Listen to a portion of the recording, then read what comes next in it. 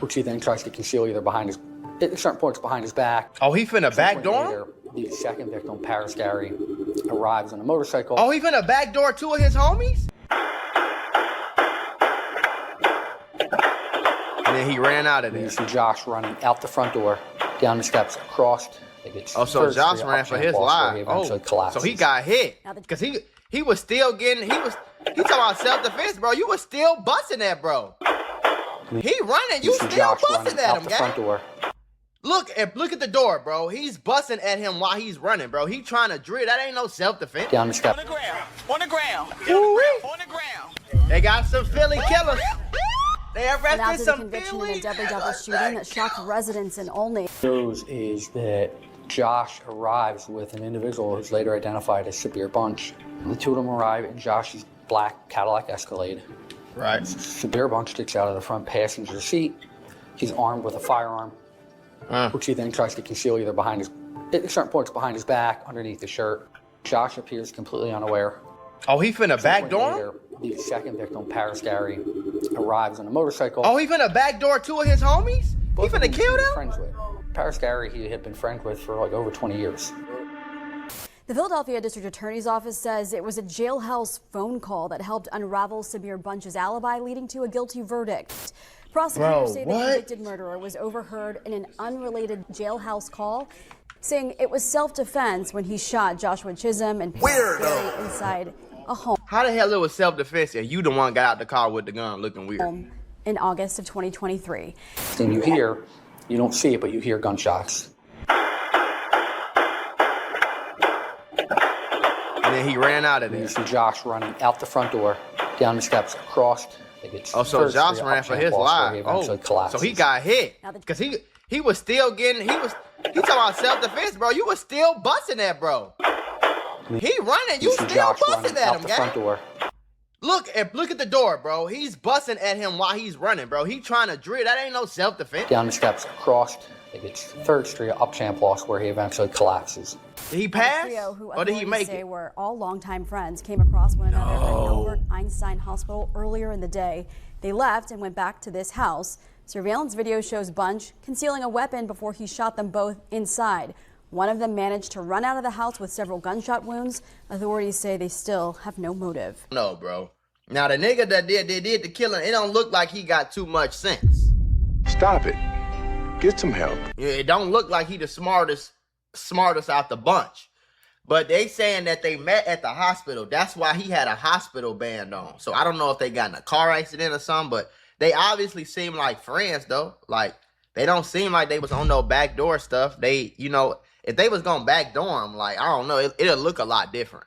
You the one, look, he the one with the gun, hiding the gun under his shirt and shit. You feel me? That day This started is straight up as a backdoor. normal day in the life. Paris Gary, or Petey, was at Albert Einstein Hospital as Sabir Bunch was being released.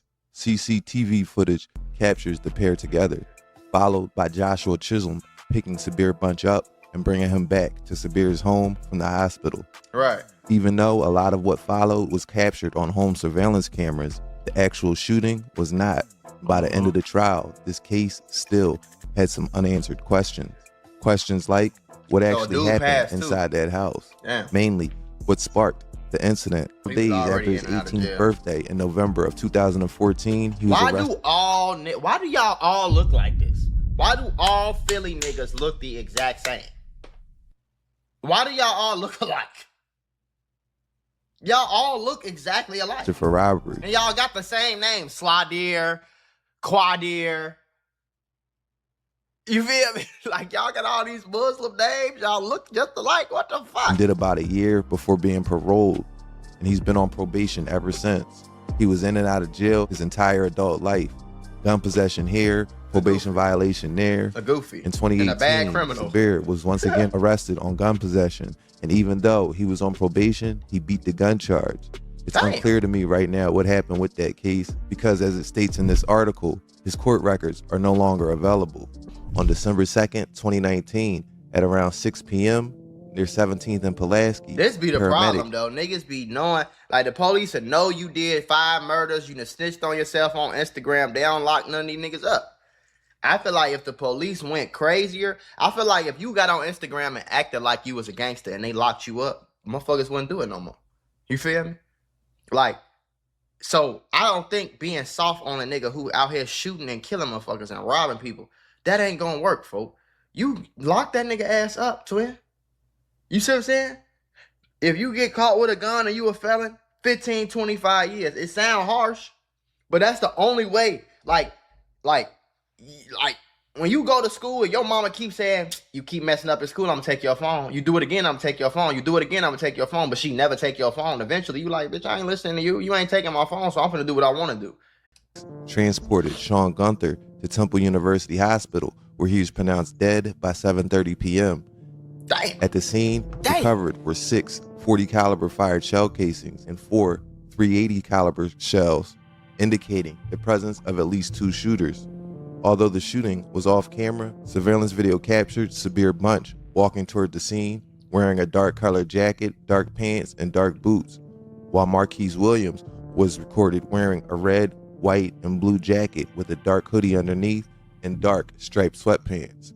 An individual outside an unmarked windowless barbershop featuring a black door at 17th and Pulaski told detectives that Sean Gunther had just left after getting a haircut when the shots erupted. Damn. The investigation relied heavily on witness number 1, who heard the shots near 3700 Pulaski and identified Sabir Bunch firing a weapon.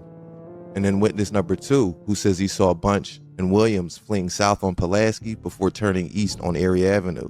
Witness number 2 here became very important because he noted that Marquise Williams dropped his gun while running. He also noted that he saw him run past him, drop his gun, run back past him to get it, and then run back past him again. Oh, okay. Video surveillance corroborated the timeline, capturing Sabir Bunch wearing the clothes described earlier, as well as Marquise Williams initially in the red, white, and blue jacket over the dark hoodie, which he then changed. They were never seen together on camera before the shooting. Footage shows Sabir arriving at the crime scene minutes before Marquise. Marquise is seen on camera walking from his car at Erie and Bouvier to the barbershop and back to his car before the shooting. Almost immediately after Sabir got to the barbershop, footage shows Marquise entering his silver or gray car, which was parked at 3700 North Bouvier Street, which was at 543, before changing his clothes and walking a path along Butler Street and Pulaski Avenue back to the place where they were calling a barbershop, before returning to the vehicle to swap his jacket for a dark-colored one at 548. Just minutes before the murder, he then walked back to the barbershop. Shots rang out seconds later. Immediately after the shooting, 2 men matching the descriptions were seen hurriedly fleeing east on Erie Avenue, south on 15th, east on Lenox, and then south across Broad Street from west to east. And finally, they went west on Venango. Search warrants for T-Mobile cell tower data confirmed that the phones belonged to both all Williams that shit and with your Bunch phone in your and were pocket. seen at the crime scene together during the murder. Following the investigation, See, like niggas like this, lock they ass up. If you go do all this dumbass shit, change your clothes twice, I'm gonna go put on a darker jacket. Like I'm gonna kill a nigga with my phone in my pocket. Man, lock that nigga ass up, man. Lock his ass up, man. FBI, open up! Yo, put him in the hole, man. Cause we don't need dumbass nigga like this to be out here with us. homicide detectives obtained arrest warrants. Williams was arrested that same day and charged with murder, criminal conspiracy, and related firearms offenses, while Bunch was arrested 5 days later on July 29, 2020. The 2 men's cases, which of course were connected at first, were separated by Judge James DeLeon when a witness failed to appear. When both witnesses failed to appear for the second time on November 18th, Judge DeLeon held Sabir Bunch for court but discharged Williams for lack of evidence. The Commonwealth refiled charges against Williams on December 19th, and he was held for court on all charges on March 17, 2021. Because they were held for court on different dates, the cases were separated.